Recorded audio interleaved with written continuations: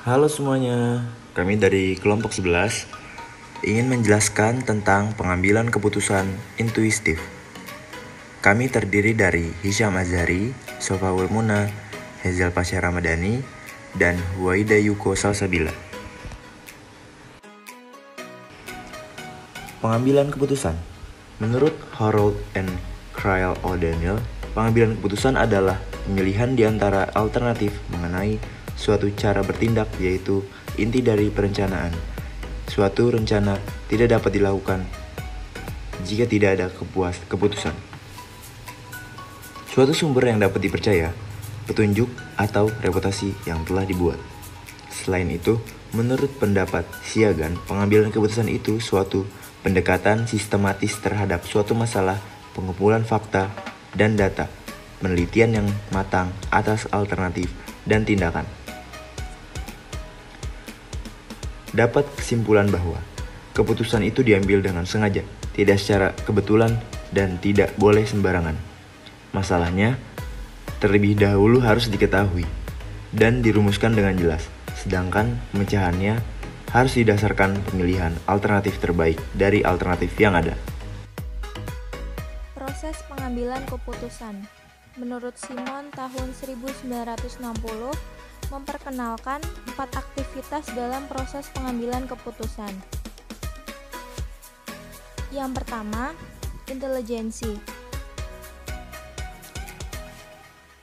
yaitu pengumpulan informasi untuk mengidentifikasikan permasalahan.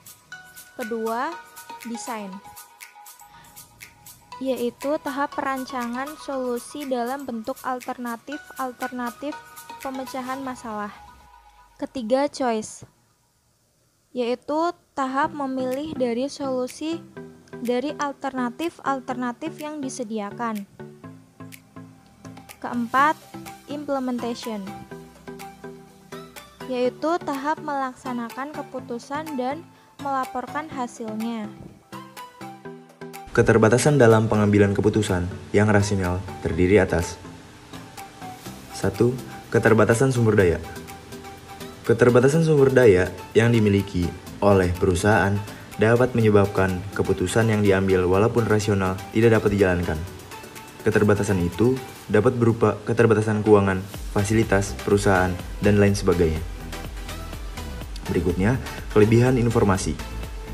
Informasi sangat membantu dalam pengambilan keputusan, tetapi informasi yang sering kali justru menyulitkan para pengambil keputusan untuk menentukan alternatif penyelesaian masalah.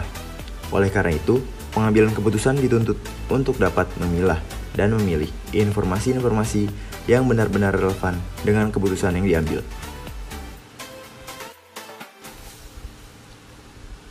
Keterbatasan ingatan sudah menjadi salah satu faktor alamiah manusia, termasuk pengambilan keputusan, bahwa kita tidak dapat benar-benar mengingat keseluruhan dari apa-apa yang pernah kita dapatkan maupun kita lakukan.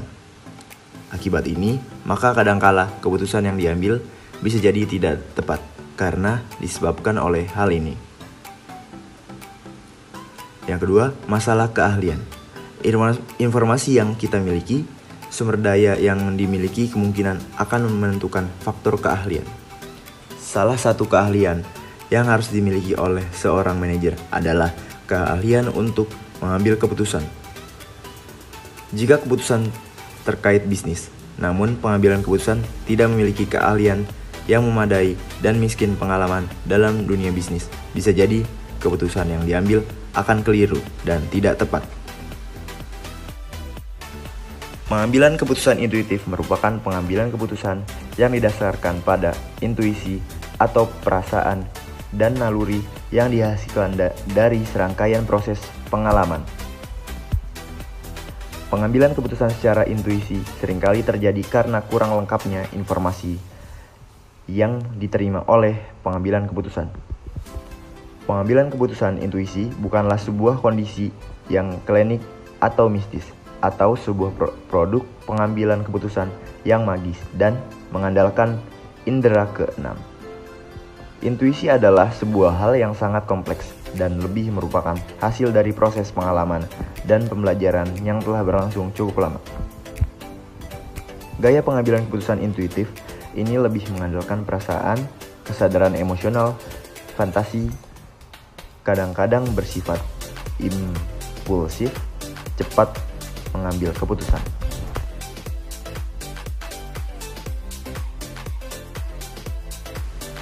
Delapan kondisi orang yang menggunakan pengambilan keputusan intuitif. 1. Bila ada ketidakpastian dalam tingkat yang tinggi. 2. Bila hanya ada sedikit presiden untuk diikuti. 3. Bila hal-hal yang dihadapi kurang dapat diramalkan secara ilmiah. 4. Bila faktor-faktor yang terkait terbatas. 5. Bila faktor tidak dengan jelas menunjukkan jalan untuk diikuti. 6. Bila data analisis kurang berguna. 7. Bila ada beberapa penyelesaian alternatif yang masuk akal untuk dipilih dari antaranya dengan argumen yang baik untuk masing-masing. 8. Bila waktu terbatas dan ada tekanan untuk segera mengambil keputusan yang tepat. Dalam masyarakat maju seperti Amerika, Inggris, dan beberapa negara maju lainnya yang sangat menjunjung tinggi analisa rasional, ternyata pengambilan keputusan intuitif ini masih banyak dilakukan. Namun, orang yang melakukan cenderung tidak mengakui bahwa mereka melakukan demikian. Hal ini karena gaya pengambilan keputusan rasional lebih diinginkan dan diterima dalam masyarakat.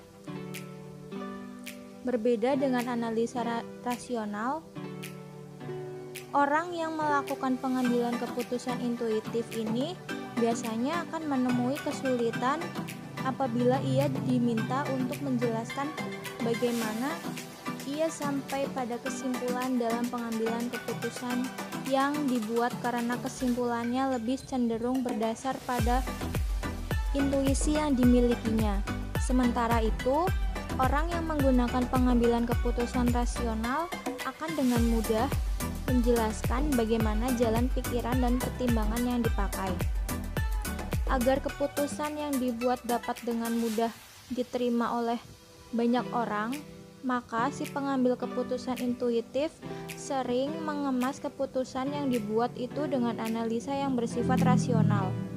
Menurut Robbins tahun 1996. Dasar pengambilan keputusan. Pengambilan keputusan berdasarkan intuisi. Keputusan yang diambil berdasarkan intuisi atau perasaan lebih bersifat subjektif, yaitu mudah terkena sugesti, pengaruh luar, dan faktor kejiwaan lain. Sifat subjektif dari keputusan intuitif ini terdapat beberapa keuntungan, yaitu yang pertama, pengambilan keputusan oleh satu pihak sehingga mudah untuk memutuskan. Yang kedua, keputusan intuitif lebih tepat untuk masalah-masalah yang bersifat kemanusiaan. Pengambilan keputusan berdasarkan intuisi. Pengambilan keputusan intuisi membutuhkan waktu yang singkat untuk masalah-masalah yang dampaknya terbatas. Pada umumnya, pengambilan keputusan yang bersifat intuitif akan memberikan kepuasan. Akan tetapi, pengambilan keputusan ini sulit diukur kebenarannya karena kesulitan mencari pembandingnya. Dengan kata lain, hal ini diakibatkan pengambilan keputusan intuitif hanya diambil oleh satu pihak saja, sehingga hal-hal yang lain sering diabaikan. Berikut keuntungan dan kelemahan. Keuntungan 1. Waktu yang digunakan untuk mengambil keputusan relatif lebih pendek. 2. Untuk masalah yang pengaruhnya terbatas, pengambilan keputusan ini akan memberikan kepuasan pada umumnya. 3.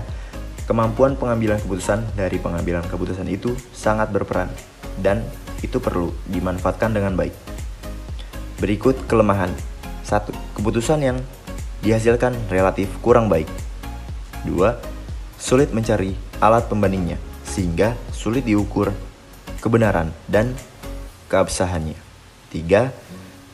Dasar-dasar lain dalam pengambilan keputusan seringkali diabaikan. Faktor-faktor yang mempengaruhi pengambilan keputusan. Yang pertama, fisik. Didasarkan pada rasa yang dialami pada tubuh, seperti rasa tidak nyaman atau kenikmatan. Ada kecenderungan menghindari tingkah laku yang menimbulkan rasa tidak senang. Sebaliknya, memilih tingkah laku yang memberikan kesenangan. Kedua, emosional. Didasarkan pada perasaan atau sikap. Orang akan bereaksi pada suatu situasi secara subjektif. Yang ketiga, rasional. Didasarkan pada pengetahuan, orang-orang mendapatkan informasi, memahami situasi dan berbagai konsekuensinya. Yang keempat, praktikal. Didasarkan pada keterampilan individual dan kemampuan melaksanakan. Seseorang akan menilai potensi diri dan kepercayaan dirinya melalui kemampuannya dalam bertindak. Kelima, interpersonal. Didasarkan pada pengaruh jaringan sosial yang ada, hubungan antar satu orang ke orang lainnya dapat mempengaruhi tindakan individual. Keenam, struktural. Didasarkan pada lingkup sosial, ekonomi, dan politik, lingkungan mungkin memberikan hasil yang mendukung atau mengkritik suatu tingkah laku tertentu. Cara meningkatkan intuitif untuk pengambilan keputusan. Yang pertama, pengalaman. Semakin luas pengalaman pengambil keputusan, maka semakin banyak pola yang akan ia kenali. Sehingga semakin banyak pola, akan semakin banyak pula intuitifnya. Yang kedua, toleransi. Intuitif tubuh paling baik di lingkungan di mana pengalaman positif dan negatif bisa didapat dan diterima. Ketiga, keingintahuan. Dengan adanya rasa keingintahuan yang besar, maka seseorang pasti akan terus-menerus mencari tahu dan akan mengeksplor pengetahuan, ilmu, pengalaman, dan lain-lain yang dapat mempengaruhi intuisi seseorang dalam mengambil keputusan. Yang terakhir, lingkungan. Intuisi yang baik akan menghasilkan suatu keputusan yang baik pula. Lingkungan akan menjadi toleransi kesalahan serta pengambil keputusan tanpa melukai harga diri dan martabat orang lain, sehingga dapat membuat intuisi yang lebih baik. Contoh kasus pengambilan keputusan intuitif PT Nike. Nike adalah produsen sepatu nomor 1 di dunia. Dengan permodalannya sedikit, Nike tidak mampu untuk membuat iklan untuk produknya. Nike kemudian hanya menggunakan image dari atlet terkenal untuk menarik minat konsumen. Selain itu, untuk menekan biaya yang besar, Nike membeli sepatu dari supplier Asia. Para pekerja Asia yang terkenal murah bisa menekan harga yang ditawarkan supplier, sehingga Nike bisa membeli dengan harga yang lebih murah. Sebagai contoh adalah supplier Nike yang berasal dari Indonesia, yaitu PT Pratama Abadi Industri. PT Pratama Abadi Industri adalah perusahaan yang bergerak dalam bidang manufaktur sepatu lari atau running shoes. Perusahaan ini memproduksi berbagai tipe running shoes dalam berbagai jenis ukuran, baik anak-anak maupun orang dewasa. Spesifikasi dari tiap tipe sepatu telah diberikan oleh pihak Nike untuk kemudian diproduksi oleh PT Pratama Abadi Industri sesuai dengan syarat spesifikasi yang telah ada. Hasil produksi yang telah dihasilkan oleh PT Pratama Abadi Industri tidak boleh dipasarkan di dalam negeri. Semua hasil produksi yang telah ada merupakan hak dari pihak Nike yang ada di Beaverton atau USA untuk kemudian akan diekspor lagi ke negara lain seperti Perancis, Swedia, India, Belgia, Kanada, USA, Afrika Selatan, Argentina, Uruguay, dan Chili.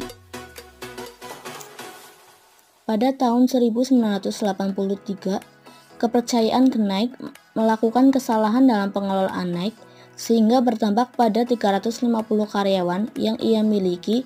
Oleh karena itu, Phil sebagai ketua dewan direksi memutuskan untuk mendapatkan kembali posisi produsen sepatu nomor 1 melalui kecepatan penjualannya dengan konsep Nike Global Segmentation dan Targeting Positioning. Analisa. Dari contoh kasus tersebut, Phil selaku ketua dewan direksi mengambil keputusan dengan tipe keputusan tidak terprogram karena keputusan tersebut baru dan tidak tersusun. Gaya pengambilan keputusan yang diterapkan adalah manajer mengambil keputusan sendiri berdasarkan masukan informasi yang diterima. Saran. Sebaiknya keputusan tersebut diambil dengan tidak terburu-buru dan lebih memikirkan dan mempertimbangkan sehingga tidak banyak karyawan yang dipecat begitu saja. Bisa juga menggunakan cara metode TOPSIS, yaitu suatu metode yang memiliki konsep di mana alternatif yang terpilih merupakan alternatif terbaik yang memiliki jarak terpendek dari solusi ideal positif dan jarak terjauh dari solusi negatif. Kemudian, bisa juga dengan melakukan terobosan baru, tidak hanya terfokus pada sepatu sport. Mereka terlalu terlambat untuk memulai terobosan tersebut, alhasil kalah saing dengan Reebok yang lebih dulu banyak melakukan terobosan baru. Sekian dari kelompok kami, kelompok 11. Mohon maaf bila ada kekurangan. Selebihnya, terima kasih. Assalamualaikum warahmatullahi wabarakatuh.